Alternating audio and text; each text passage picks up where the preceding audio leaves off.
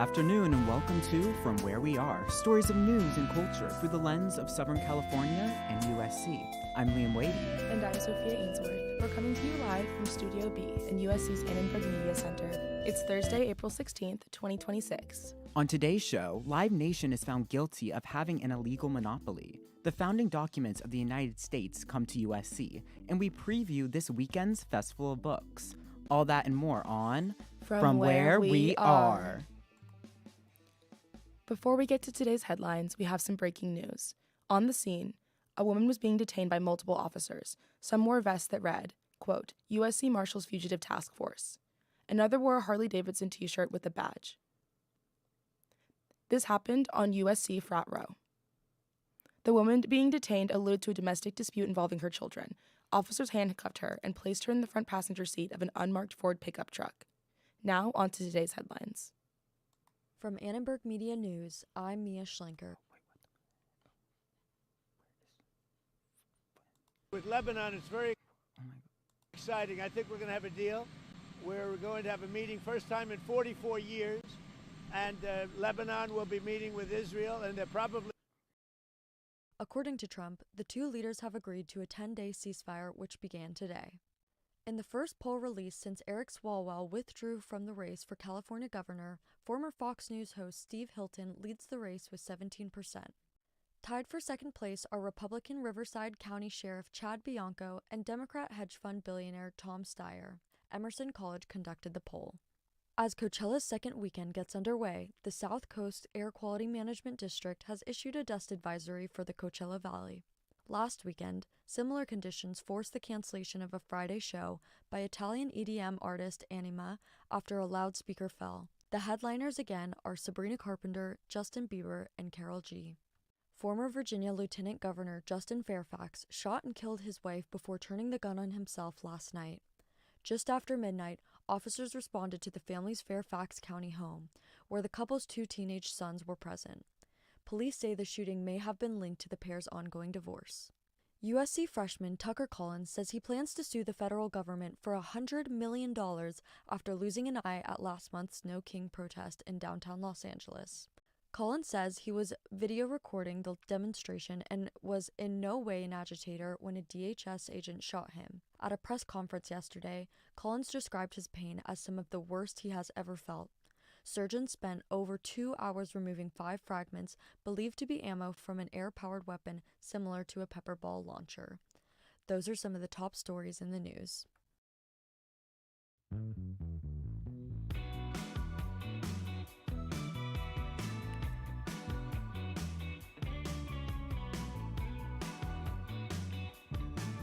The LA Times Festival of Books comes to campus this weekend, and one company, Oak Tree Comics, says it's bringing the jungle to USC with its booth. Nicholas Corral has the story. A bumblebee cyclops? A sloth mermaid? A jaguar harpy? These are just some of the creatures that populate the Oak Tree Comics booth at the Festival of Books. All three are part of a series of 60 endangered animal, mythical creature hybrids that the company created. They're part of an interactive rainforest environment that Oak Tree Comics is building for young readers. Among the rest of the experience, a waterfall set, performed book readings, and the opportunity to create your own mythical animal hybrid.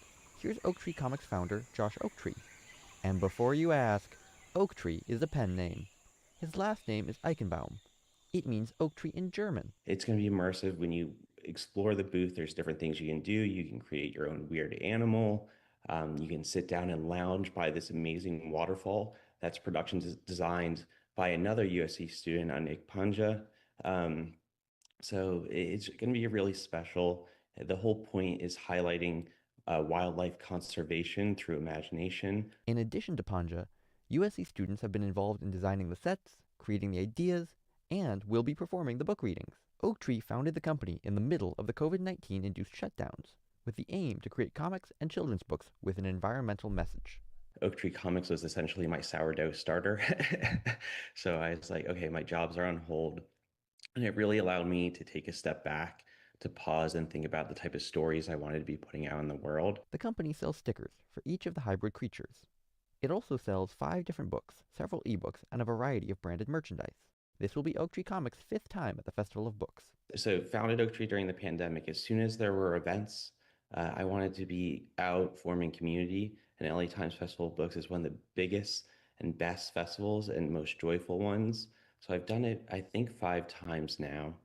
And it is just an amazing opportunity to connect with readers and again to form community. So that's the reason why we wanted to expand and make it something really special. Though Oak Tree is not an illustrator, he says, as a former screenwriter, the storytelling and cooperation skills transfer over to his new role. In going to AFI, I learned about collaboration and I really value it. So what I love as a children's book author, there's a couple things I love, but I love getting to collaborate with artists and the creative back and forth. Oak Tree says this is the first year that the company has signed with a distributor, meaning that its books will be widely available starting in the fall. The company is under booth 596 on McCarthy Quad, near the children's stage. For Annenberg Media, I'm Nicholas Corral.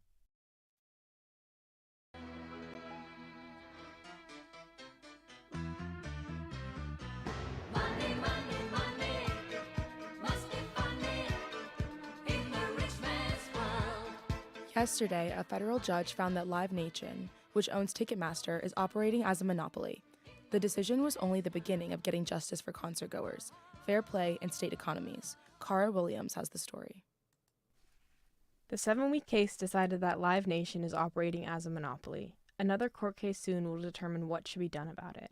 There could be divestments or even a breakup of Live Nation and Ticketmaster. According to the prosecution, Live Nation controls 70% of major concert venues in the U.S.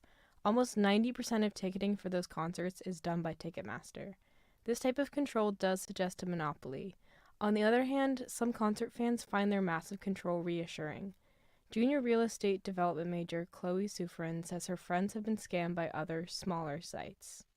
But Ticketmaster, I feel like, is always, because I think it's more, it's direct with the venues or something now. The prosecution in the Monopoly case asserted that control over so many venues has allowed Live Nation to get away with higher prices.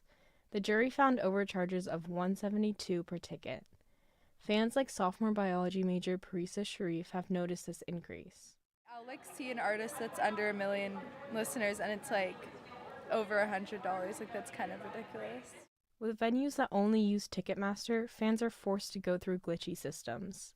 Here's sophomore business admin major Keenan Melton.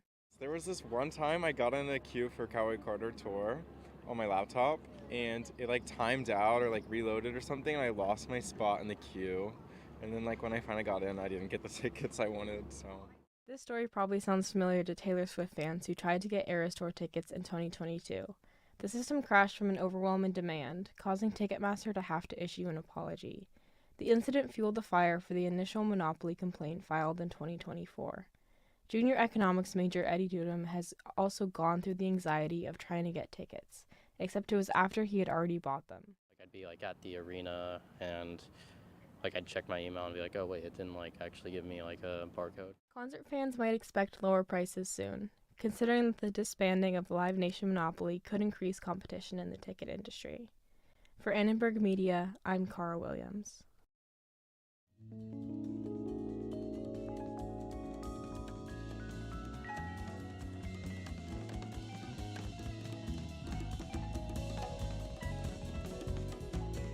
I'm Liam Wadey. We're glad you're with us for From Where We Are. And I'm Sophia Ainsworth. It's 10 minutes past the hour. Coming up, we take a look at the founding documents of the United States and speak to the audiobook narrator of Heated Rivalry. Stay with us.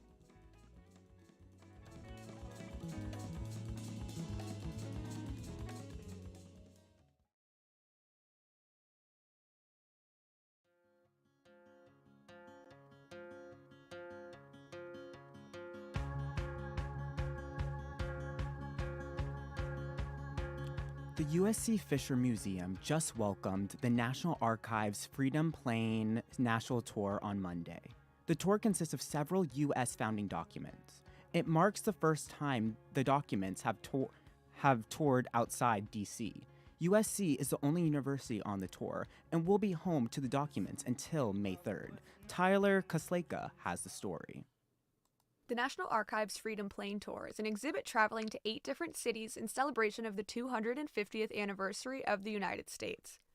The USC Fisher Museum of Art will display the historic documents, including a stone engraving of the Declaration of Independence, the Treaty of Paris, and a Senate markup of the Bill of Rights, among other documents of our nation's past. You may be wondering why the documents are on tour in the first place. Jesse Kratz, a historian at the National Archives, has the answer. We want people from around the country to experience our original documents. And so instead of coming to Washington to the National Archives, we're bringing the National Archives to the people around the country. The exhibit is not entirely stuck in the past, however. Bethany Montagano, the executive director of USC Museums, describes how USC alumni and museum staff created an AI curator to guide and inform visitors. What that really means is that we made sure that all information that was going in was correct. And so that there's, a high level of standard, rigor, integrity. And it's a really great ethical way to use AI because we're democratizing the knowledge around these. So we want to be able to offer all of that knowledge to anybody who wants to know more about it. Patrick Madden, CEO of the National Archives Foundation, spoke to the bigger picture importance of these documents and their availability to the public. Everybody who's coming sees it as our shared values, and they see the commonality of this is where we all came from as a country, and we also have a responsibility on where we go in the future. The Fisher Museum is expecting 20,000 visitors at the exhibit's opening. It's free to the public starting tomorrow and will run from Tuesday to Sunday until May 3rd. For Annenberg Media, I'm Tyler Kasleka.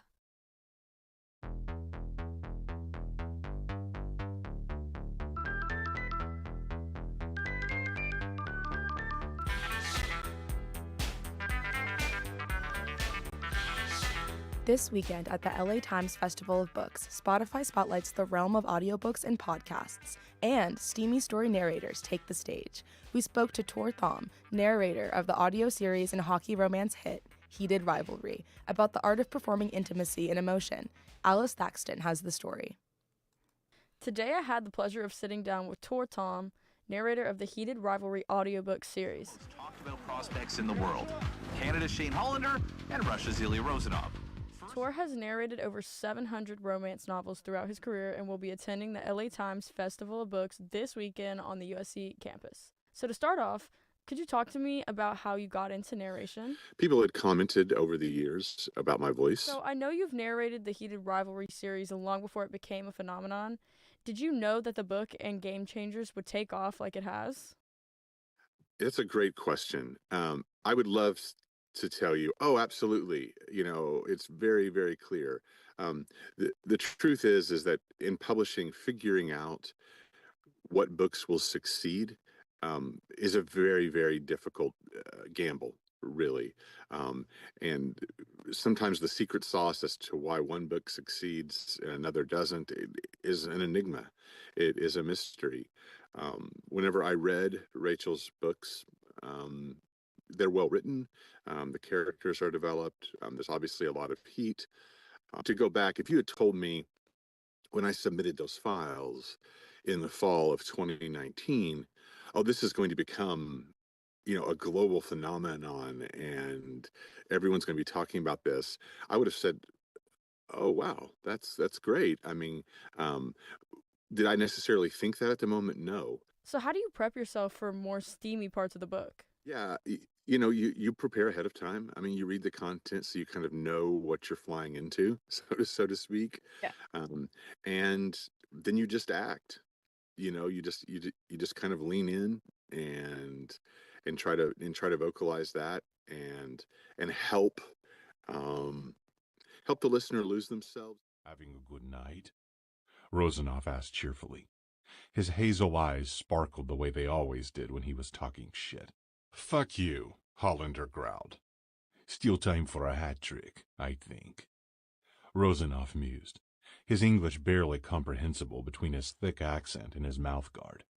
Should I do it now or wait until last minute? In some ways, the job of a narrator is very simple.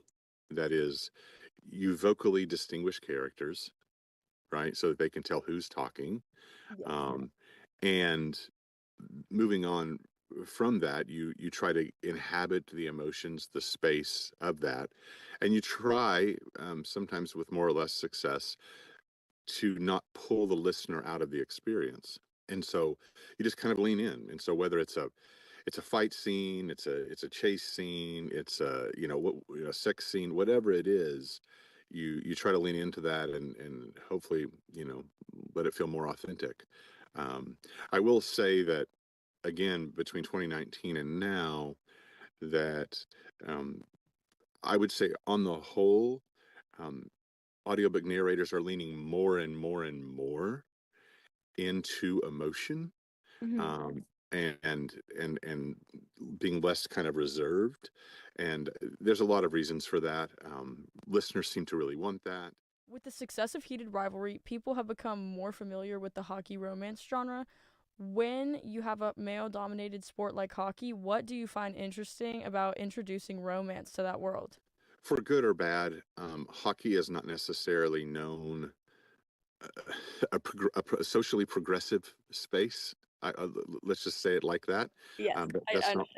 that's not really what hockey is known for, and so it it's almost a subversive act that many of these authors are doing. With that, they're taking this space, which is a hyper masculine. Hockey can be very violent. It's not uncommon for fights to actually full on break out, and you just kind of let them go. And um, it's in some ways very subversive and genius. Well, that's all I have for you, unless you want to add anything. Any last comments? I always tell people live, love, and listen. And I also say, and I say this broadly, if men want to understand women more fully and more wholly, read more romance. The financial success of romance indicates that it is a valid roadmap to understanding the thoughts, wishes, wills, dreams, hopes, desires, and the imaginations of women. And I think the world would be a better place and men and women would get along better. For Annenberg Media, I'm Alice Thaxton. The day that I met you, I started dreaming. And now I write them down if Books aren't the only thing that will be at the Festival of Books this weekend. Among the music acts performing is Pony Trick, a band formed here at USC consisting of students. David Sosa spoke with 3 of their members, keyboardist Jacob Eager, drummer Zach Freyer, and vocalist/guitarist Sarah Hyun, about their new music. Let's check it out. First off, thank you for coming in and taking the time to talk to us about your songs as well as your performance. And you're premiering a new song called Dizzy at the Festival of Books. Could you give us a preview of that song, what it's about, and why you decided to sing about bugs specifically? The first verse is kind of about like a dragonfly, and it's like about like I don't know. I think what I was inspired for this song because when I was a kid, if you went outside and you found a dragonfly sitting on like a branch or like a tree, I don't even know what they sit on, but you can catch a dragonfly if you put your finger and you like go like this and make a circle around them because their eyes like get really dizzy. They get confused. And then you can Is that what the song's Yes, about? it's about that's how I got the inspiration because I used to I did catch not know that. dragonflies when I was like in kindergarten By doing by that? confusing them and then catching them because their eyes would like go in different directions so they would like get dizzy. That's really funny. And I then- didn't know that. Like, that's like Anyways. walking around like. Yeah, I was So like Sarah's a sadistic bug catcher. yeah. That's what we're hearing? But yeah, I forgot that was like the inspiration. I feel like it's very like reminiscent of like childhood and like nostalgia. In the spirit of Festival of Books, literature itself could be a source of inspiration for music, and you said that was the case for one of your songs that you've released before, The Wait. Could you just talk to me about what exactly inspired you to write that song? I think it might have been a poem that I just like found and then I kind of was inspired by it. I think it was the lyric was like, your mind is so big, I want to crawl right in. And then that I was like, that's such a good idea for a song. And then I kind of like had an idea for a lyric like that, and then that's how it kind of that one kind of started. He knows the lyrics. They know the lyrics. We do. Dissecting, infecting, something. Okay. No, I know. Am I wasting my time? Because one, I that's know that the one. cue for me to come in. you're so nice, it's driving me crazy. Are you being nice or do you wanna call me baby? Tell me before it's too late. Could you also just talk about what it was like to write Dizzy and then kind of present it to the band? I was like writing a song with my friend Stella, and like kind of like went off and just like was playing around, and like I came up with like the beginning chord progression, and I was like, wait, let me record this. And then I think for when I got my songwriting assignment, I like went back to it, and then I wanted to kind of like finish the song. And it was actually so like I think I wrote that song in like 30 minutes. Like I wrote the whole song, and I feel like for me it's like I either can write a song, get it done in like 20 to 30 minutes, or I'm not finishing that song. And then I was just like, guys, I wrote a bug song. And then I sent the voicemail to the group chat, the pony chat, and I got ignored actually. And I was like, wow, they Really? hate this song, and we're never playing this. It's because we spam that group chat with the most meaningless nonsense. And I was like, guys, listen to my bug song.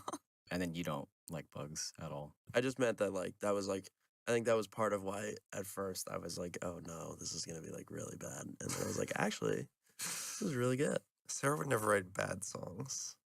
I know that now. Good songs only.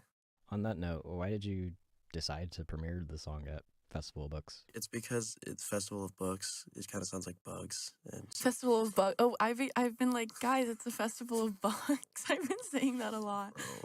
I don't know. I think it's like, yeah, the timing of when I kind of wrote the song, and then we brought it to like our band rehearsals. We had time to flesh it out as a band and really write it. And to me, I think it's very Festival of the Books. It's like kind of a happy, lighthearted song. What would you say it's your favorite song that you guys have written so far, Dizzy? Yes. I think for me, It's definitely my favorite song. Yeah, that you've written. I think it's really fun. There's like a bridge slash. Those hits. Yeah, They're fun. I don't know. There's like a lyric I wrote. It's my Something, favorite. something. It's my I don't know the favorite rest of the lyric, I think. lyrics. It goes, it's like, you can be my heart's topper, grasshopper jumping out of my chest. You've got a gift too that I used to. Yeah, together we make it the best. And like, I don't know. I really had fun writing that. It's really fun to play. It's fun I to really play, like too. playing that song. Yeah. Especially the end, the chorus. out of the Pony What's Trick originals, this is definitely my favorite one. I think it's the coolest one. That's pretty interesting too, because it's also the first original that's been introduced to you as a. It also has the most like harmonically, like there's like it goes into like more directions than some of the other ones that are like more of like more modal, and it's just like a different type of. I would say it's a different type of song, like in terms of writing. Correct me if I'm wrong, but because it is about bugs in a way. Yeah. Are there like bug-like sounds in the actual Yes, song? I make little bug sounds. And How'd you make them? Just hitting like the rims of stuff, and I'm like tapping the brushes on. It sounds like little bugs flapping their wings. I don't know. She said she didn't like what I was playing, and I was like, oh okay. And so I like did some random stuff. But And I was like, how about a bug type beat? And then And it I was played it, and everybody was like, good. oh my god, this is great. And I was But like, okay. when we record it, we're gonna do a bunch of cool. Oh, we'll have a sound lot effects of and a lot stuff. of cool. Bugs. We should do some like field recording. What would you say it is about Pony Trick that makes it so special and something that everyone in the band likes coming back to? Our band is special because We're all we don't really good friends. and like we kind of don't take ourselves very seriously. No. I've been told by people we work with that we're very chill and easy to work with, which Yeah, is nice. I've heard from other people, or like even from you guys who play in other bands, like how like serious it can be sometimes. I feel like since we're all like really chill. And not that we're not going to play well, like we want it to be as good as it can be, but we're not going to be fretting over whether we're having everything go exactly the way we want, because this is how this, industry works. Like nothing goes the way you plan, so just roll with it.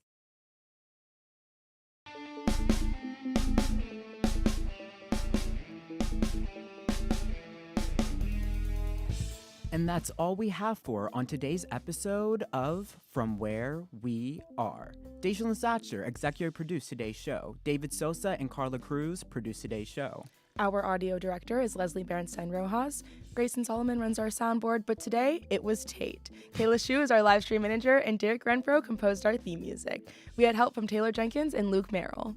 Thank you so much for joining us this week for our Annenberg Radio News Show. Subscribe to From Where We Are, wherever you're listening right now, and follow us on Instagram at Annenberg Radio. I'm Liam Wadey. And I'm Sophia Ainsworth. From all of us at Annenberg Radio, wherever you are, we hope you'll join us next week for From Where We Are. And make sure to tune into our coverage of the Festival of Books this weekend at 10 a.m. Saturday and Sunday. Woo! Ooh, so speaking of books, I know, Sophia, you're a big fan of the show Heated Rivalry, but are you thinking of picking up the book? You know, I'm not a huge reader, but give me a few weeks. If I'm still going through Shane Hollander withdrawal, I might just have made the purchase. Girl, aren't you suffering through Shane Hollander withdrawals right now? I know. Maybe I will read it. Maybe